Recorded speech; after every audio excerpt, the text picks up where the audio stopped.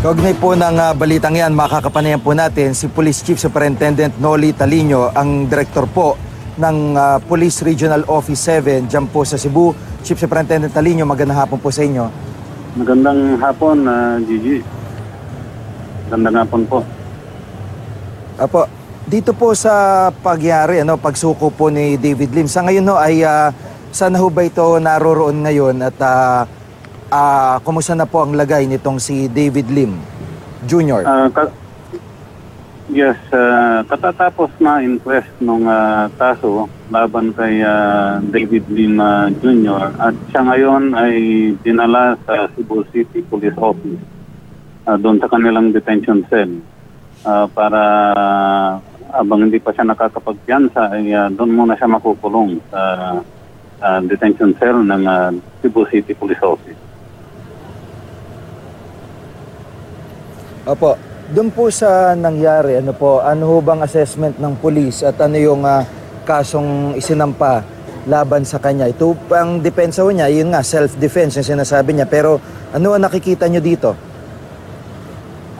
Yung lawyer ni Efrem Nonyal, yung victim ng shooting incident, na kapag-file kanina ng frustrated murder at saka illegal possession of ammunition. So yun yung na-file kanina sa City Prosecutor's Office. At may kanya-kanya silang version. Mananagot na lang sila doon sa kung ano man yung kalalabasan ng kaso pagdating ng hearing. Yung baril ho ba na recover at ano ang detalye nitong baril? Meron ho ba itong papeles o napabalistics na ho kung nagamit sa ibang krimen? Hindi na recover, Gigi, yung baril at hindi rin sinurrender. Ang suspect na si David Lim ay wala rin siyang licensed firearm under his name. Kaya yung baril ay hindi pa nakikita at hindi rin na-surrender. Yung may na-recover na empty shell at saka slug doon sa crime scene. Kaya na-identify na ito isang caliber 22. Opo.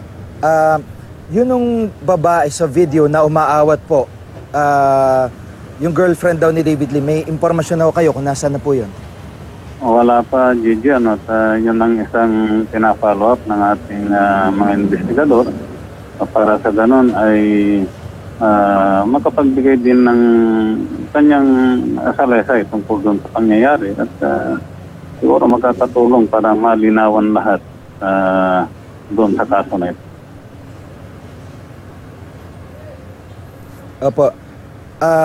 Nagkaroon ho ng impresyon na binibigyan po ng special treatment si David Lim Jr. kasi po alas 2 sa madaling araw tapos kayo rin naman po nagsabi sa mga panayam na sa tanggapan nyo mismo na natili muna ito sa halip na ikulong. So paano po nyo ba ipapaliwanag ito? Ano po ang masasabi nyo sa anggulong ito? Nag-surrender nga itong si David Lim Jr. Na sinurrender ng kanyang magulang at saka ng kanyang abogado. May kasamang dalawang relatives. At initially ay dinala natin sa Regional Intelligence Division Office. Dahil siya ay under investigation, ay doon muna natin dinala at yung proper procedure ng booking ay doon ginawa sa Regional Intelligence Division. At pagkatapos naman po ng pagka-inquest ay dinala na siya sa Cebu City Police Office Detention Cell. At wala po kami nakikitang special treatment po doon dahil sinunod po natin yung pag-iimbestiga at kasama po yung booking procedure po doon.